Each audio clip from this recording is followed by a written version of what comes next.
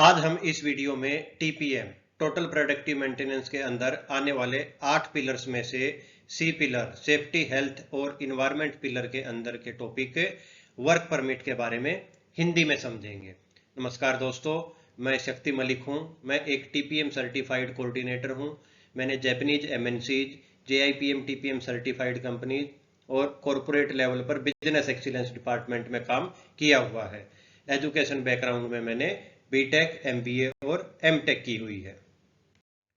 सभी कंपनीज के अंदर जब भी किसी बाहर की पार्टी बंदे से कंपनी के अंदर कोई काम करवाना हो या कंपनी के अंदर ही हमें कोई नया काम करना हो जिसका अभी सेफ्टी की इंस्ट्रक्शन या प्रोसीजर कंपनी में नहीं अवेलेबल है, तो उसके लिए वर्क परमिट सिस्टम का यूज किया जाता है, जिसमें हम उस काम से निर्धारित संबंधित चीजों के बारे में सेफ्टी की हर एक चीज को चेक करके एक कंपिटेंट अथॉरिटी से साइन ऑफ करने के बाद ही उस काम को कंपनी के अंदर कर सकते हैं।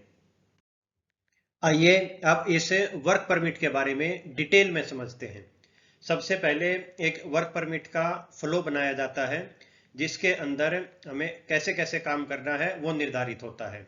सबसे पहले जॉब रिक्वेस्टिंग पर्सन, जिसको अपने एरिया के अंदर कोई काम करवाना है, वो ही वर्क परमिट भरने के लिए उत्तरदायी होता है। उसके बाद वो उस वर्क परमिट को सिक्योरिटी को देके उस सप्लायर को कंपनी के अंदर लेता है और उसको ट्रेनिंग देता है कि आपको इस वर्क परमिट के हिसाब से ही कंपनी के अंदर काम करना है। उसके बाद जो वो जॉब रिक्वेस्टिंग पर्सन होता है वो अपनी उस साइट को चेक करता है और अपने एचओडी से साइन लेने के बाद उस वर्क परमिट को कंपनी के सेफ्टी ऑफिसर को ऑफर करता है।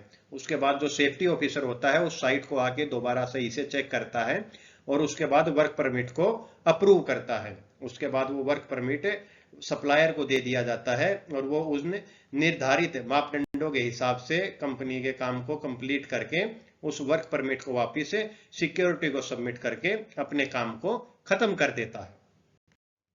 वर्क परमिट के पार्ट ए के अंदर यहाँ पे जो भी प्लांट है उसका नाम लिखा जाता है।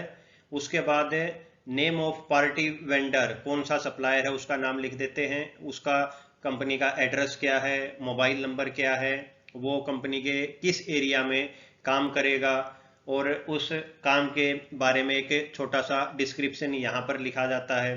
कितने बंदे कंपनी में उस काम को करने के लिए आएंगे, वो काम किस टाइम स्टार्ट होगा और वो अप्रोक्सीमेटली किस टाइम काम खत्म होगा, कौन कौन से टूल्स वो काम करते हुए यूज करेगा, जो जो टूल वो यूज करेगा उस पर हम यहाँ पर टिक मार्क लगा लेते हैं।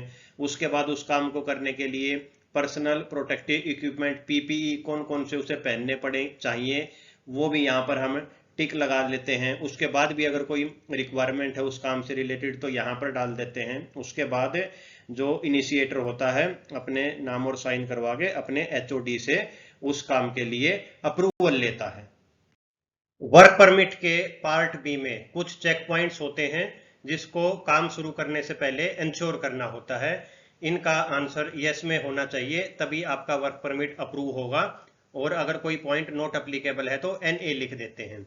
अब इसमें न्यू मशीन का अगर कोई हमें काम करना है तो उससे रिलेटेड ये जैसे 5 चेक पॉइंट होते हैं कि एरिया इंचार्ज जिस एरिया में काम होना है उसको इन्फॉर्मेशन देना जरूरी है। उसके बाद जो वो मशीन है ग्राउंड के ऊपर पूरी तरह से लेवल होनी चाहिए, उसके बाद ही काम शुरू होगा। अगर हम मशीन को किसी टेम्परेरी लोकेशन पे रख रहे हैं तो वहां पे टेम्परेरी लोकेशन, रिस्पॉन्सिबल पर्सन का नाम लिखना जरूरी है। मशीन को किसी गैंगवे या मूवेबल एरिया के पास नहीं रखना है, और मशीन में जो सेफ्टी की बैरिकेडिंग होनी जरूरी है वो करने के बाद ही वहां पे कुछ हमें उस काम को करना है। फिर जो किसी हॉट या इलेक्ट्रिकल जॉब का कोई काम है तो उससे रिलेटेड चेक पॉइंट होते हैं कि जो हमारा वायर होती है इलेक्ट्रिकल इंस्ट्रूमेंट की वो टेप से ज्वाइंट नहीं करना है, हमें प्लग को यूज करना है वायर कनेक्शन के लिए। जो इक्विपमेंट है वो किसी ऑयली या लिक्विड जो आग लगने का स्रोत हो, ऐसा तो उसके पास कोई चीज नहीं है, उसको हमें साफ कर देना है। कोई भी ड्रेन, पाइपलाइन, वेसल है जो उस जॉब के अराउंड, उनको हमें कवर कर देना है। जो भी उस एरिया के पास बंदे काम कर रहे हैं उनको हमने इंफॉर्मेशन ओजेटी दे दी है। उस एरिया पर फायर एक्सटिंग्विशर, वाटर और सैंड बकेटें वहां पर रख दी गई है या नहीं रखी गई है, वहां पर साइन बोर्ड कि यहाँ पर हॉट इलेक्ट्रिकल जॉब का काम हो रहा है, वो साइन बोर्ड लगाया है या नहीं लगाया है। उसके बाद अगर वो काम कोई काम किसी हाइट पर होना है, उससे रिलेटेड एक चेक पॉइंट्स को हमें चेक करना होता है कि वो काम 2 मीटर से अबव हो रहा है तो वो हाइट वाले एरिया में आएगा। जो उस एरिया में ऑपरेटर्स हैं उनको इन्फॉर्मेशन दे दी गई है या नहीं दे दी गई है। जो हाइट के ऊपर एक टाइम में एक बंदा ही ऊपर जाके काम करने के लिए ऑथराइज होता है। हमारा जो एरिया होता है वो ऑयल, वाटर और किसी लिक्विड के कारण स्लिप होने की कंडीशन में तो नहीं है। और उसके बाद वहां पर कोई पोटेंशियल हैजार्ड, कोई आग लगने या कोई ऐसा रिस्क एक्सीडेंट होने का तो नहीं है कि बंदा हाइट से गिर के उसको ज्यादा चोट लगे। उसके बाद जो लेवल के ऊपर हम सीढ़ी को रखेंगे उसकी लेवल स्टेबिलिटी तो सही है। जो ऊपर हाइट पे बंदा काम करेगा उसके जूतों पर मिट्टी, पेंट, ऑयल या कोई स्लिपरी चीज तो नहीं लगी हुई है जिससे कि कभी वो ऊपर चढ़ते हुए गिर जाए।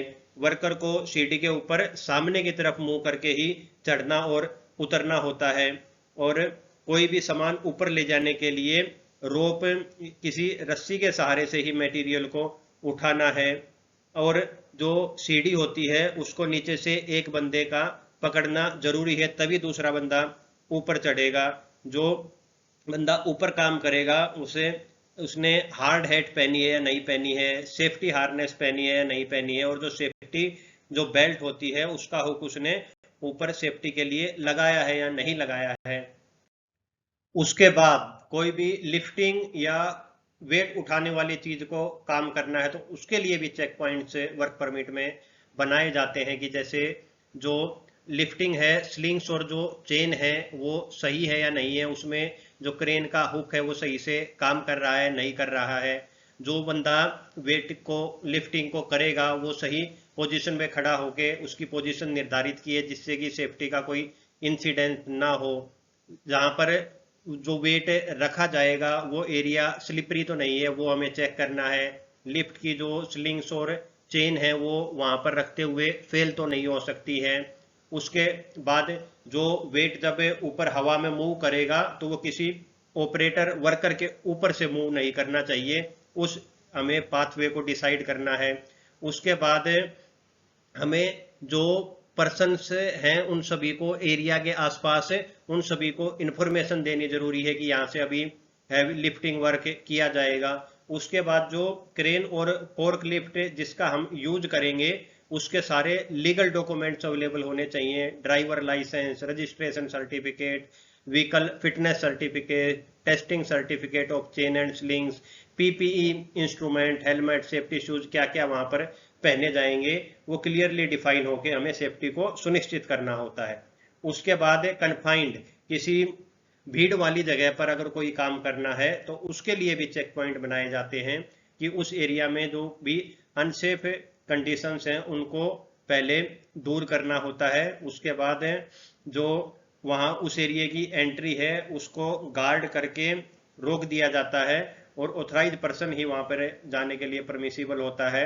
आपको पर्सनल पीपीई वहां पर जो भी होते हैं वो सही से पहनने होते हैं। उस एरिया में लाइट और लेडर्स की अवेलेबिलिटी को सुनिश्चित किया जाता है। उसके बाद जो भी इफेक्टेड डिपार्टमेंट हैं उनको इंफॉर्मेशन दी जाती है।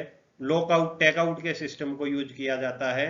उसके बाद अगर 2 बंदे काम कर रहे हैं तो उनका कम्युनिकेशन मेथड क्या रहेगा, अगर वो एक दूसरे को देख पा रहे हैं तो वॉइस, अगर नहीं देख पा रहे हैं तो वॉकी टॉकी।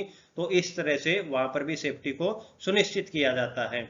और उसके बाद जो जो डिपार्टमेंट उससे काम से इफेक्टेड होने वाले हैं उन डिपार्टमेंटों के नाम लिख के उन एचओडीज को भी इंफॉर्मेशन दी जाती है। उसके बाद इनिशिएटर एचओडी से दोबारा परमिशन लेके और ये वर्क परमिट सेफ्टी ऑफिसर को दिखाया जाता है। सेफ्टी ऑफिसर भी इन सारी चीजों को दोबारा अच्छे से चेक करके वर्क परमिट को साइन करके काम करने की परमिशन उनको दे देता है। उसके बाद वर्क परमिट के पार्ट सी के अंदर जो वर्क परमिट सेफ्टी ऑफिसर ने अप्रूव कर दिया है उस वर्क परमिट के बारे में उस वेंडर सप्लायर को ट्रेनिंग दी जाती है कि आपको इन निर्धारित चीज़ों के अनुसार ही कंपनी के अंदर काम करना है। और ये सारी जानकारी ट्रेनिंग उसको देने के बाद वेंडर से साइन ऑफ लिया जाता है और यह सुनिश्चित किया जाता है कि वो सुरक्षा के नियमों का अच्छे से पालन करेगा। उसके बाद वो काम खत्म होने के बाद जिस पार्ट डी के अंदर जिस जॉब रिक्वेस्टिंग पर्सन उस काम कंप्लीशन की डेट, टाइम और क्लोजर की डिटेल्स डाल के और साइन ऑफ करके उस वर्क परमिट को फिर सिक्योरिटी पर दोबारा सबमिट कर देता है। अगर आपको वर्क परमिट से रिलेटेड, इस वीडियो से रिलेटेड कोई भी डाउट है तो आप इस वीडियो के कमेंट में डालकर मेरे से पूछ सकते हैं। कंटिन्यूअस इंप्रूवमेंट और टीपीएम से रिलेटेड और वीडियोज को देखने के लिए मेरे चैनल को लाइक, शेयर, सब्सक्राइब जरूर करें।